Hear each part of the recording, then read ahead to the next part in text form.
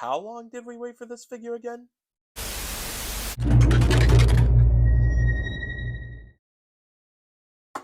What's going on, everybody? Republic Cinema here, and we are finally going to be taking a look at the new Transformers Studio Series Dark of the Moon Hatchet. Now, let's go back to 2022.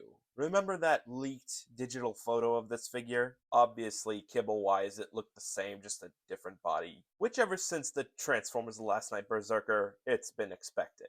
But anyways, people were still hyped, because this was the last thing needed to complete the trio of Dreads. Waiting 2 long years was not on our 2023, 2024, and even 2025 bingo card. I remember he was supposed to be released as a buzzworthy Bumblebee figure along with an 86 Hound, along with that buzzworthy reissue of the Age of Extinction Grimlock. Well, I believe it was around the end of the summer of 2023 when that Age of Extinction Grimlock came around and there was no Hound or Hatchet. That's because Hound was released in a multi-pack the following year, and Hatchet was cancelled as a buzzworthy issue.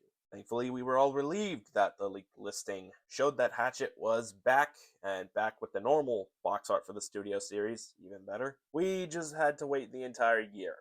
But it's okay. He's finally here. And how is he? Well, I mean, let's just take a look at the box art before we take a look at the figure. On the front side of the package, they pulled off a Pablo. And I noticed instead of number 94, this is number 117. I guess number 94 is just never going to be a thing for this guy. He might as well just be both numbers. On the top, it's great to see the Transformers Dark of the Moon logo on a modern Transformers figure. We often never get to see these logos anymore. On the bottom is all usual. On one side of the packaging is a zoomed in look at his face. The other one's more of a zoomed out. You spin to the back of the packaging and you get a little more info of what you get inside the packaging, as well as what appears to be a GM stamp. I think that indicates that this is officially licensed. Correct me if I'm wrong. Anyways, moving back to the figure. So starting off, painting and sculpting is okay. It's alright. Like with the previous Dreads, Hatchet does carry the same style with the painting and sculpting. However, I do find the head sculpt looking a little goofy. Like, I don't remember his face being too squeezed in, if you know what I mean. But hey, at least his head is painted. I can't really say the same for the rest of the body. Oh, look at that. However, his front claws do appear to have some black paint in there, so yeah.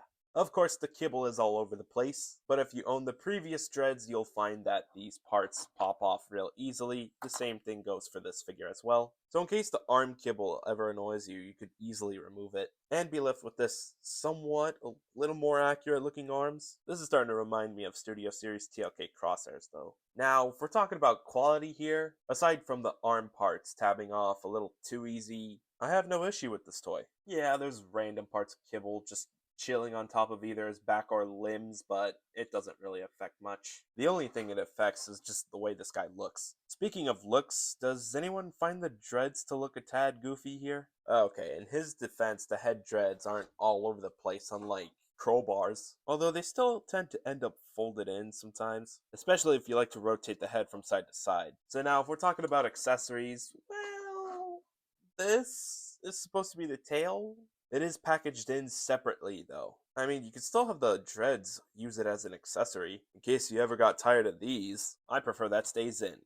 Also, tabbing this in can get a little goofy. If you fiddle with this part enough, you'll be able to find the place where the tail tabs in. But other than that, that's really it for accessories. This guy does not come with anything. But what he does come with is some interesting articulation. To start off, head swivel, his Dreads can move side to side, jaw opens out, ball joint at the shoulder, which allows a full rotation at the arm, shoulder moves out, bicep swivel, bend at the elbow, the wrist can move up and down. Unfortunately, no wrist swivel or a waist swivel, but hey, that was there before with the other Dreads. Legs can spread, leg can move forward, can also move backwards, bend at the knee. Since the knee is on a ball joint, the knee can also do a full 360. The foot moves up and down, and yeah, that's pretty much as far as articulation goes for Hatchet. Well, in his defense, he is a four-legged transformer. What exactly were you expecting?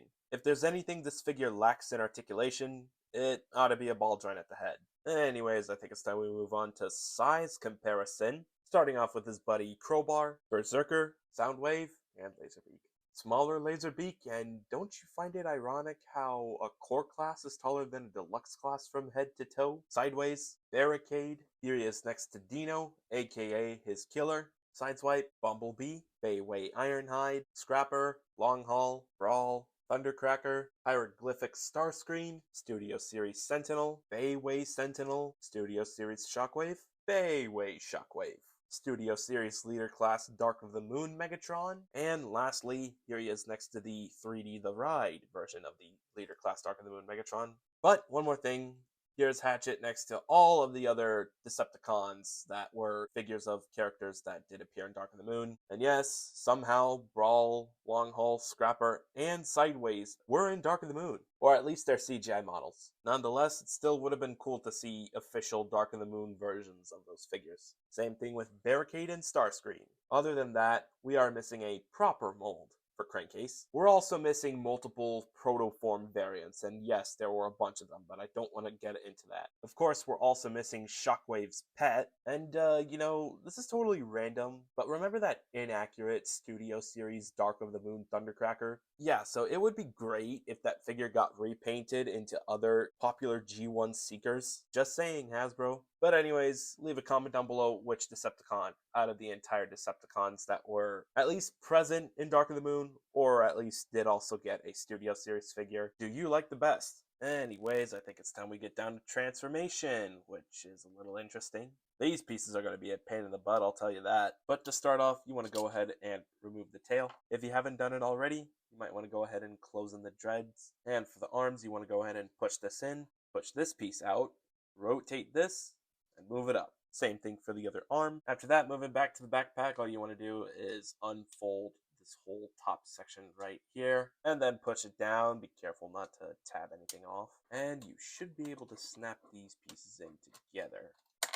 Lovely. Anyways, with that out of the way, we can move on to the legs, but before we do that, let's do some weapon storage first. You're just going to have this like right there, and you'll see these two tabs which will peg into those two slots. Make sure both tabs and slots, and it should be aligned like this. Now moving back to the legs, you're just going to want to straighten this out, rotate it forward, push this part backwards, and then push this in. Might want to slide that tab in, make sure that this doesn't fall off. Once you have the other side folded in, you're going to come back to this and push it in, close the front bumper onto the hood, and after that just close everything in right here. Same thing for the other panel, and here you have Decepticon Hatchet in his alt mode. Another Chevy Suburban. I know that this is basically the same vehicle with basically the same car parts as well, but aside from that, this vehicle mode was nicely sculpted. What I like about this is that yeah, you have this part sticking out in the back. However, it was worse. Also, there seems to be more painting on the vehicle mode than there is the robot mode. Another thing I've noticed with this dread that isn't present with the other dreads is there's this nice little gappage you can see through here. Aside from that, I'm also a big fan of the weapon storage. Okay, well, it's more like tail storage. Although I do find the weapon storage for Berserker to be a little better, because at least Berserker hides it, especially on the back. Whereas with Hatchet, not so much. It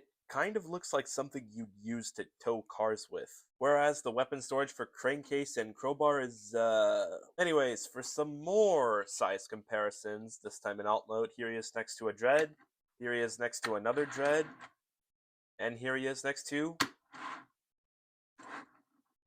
another dread. Anyways, here he is next to Sideswipe, Bumblebee, and once again, here he is next to Dino. But anyways, back to the 4 police Suburbans, because they look cool together. And I think that's pretty much it. I think that's all I had to say for this guy. Overall, he's alright. Aside from some kibble bits that tend to pop off real easily, this figure's alright. If you wanted to complete your Dread trio from Dark of the Moon, you can finally do that with this guy. If you are looking to pick this figure up, he is available over at Amazon, and I'm not sure if he's available over at the stores just yet.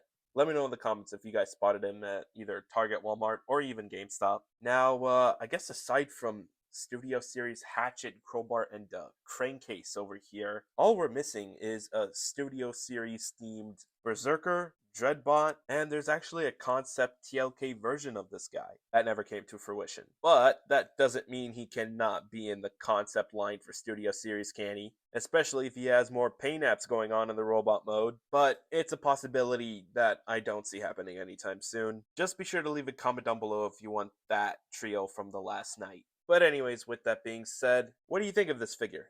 Do you like him? Are you going to pick him up? Do you not like him? Are you not going to pick him up? And if you like what you saw in this video, be sure to slam that like button, share this with your friends as well, turn on post notifications so that way you don't miss another upload. Be sure to let me know how I did in this video, and most importantly, be sure to hit that big red subscribe button. And yeah, I think that's pretty much it. Thank you very much for watching. Teo!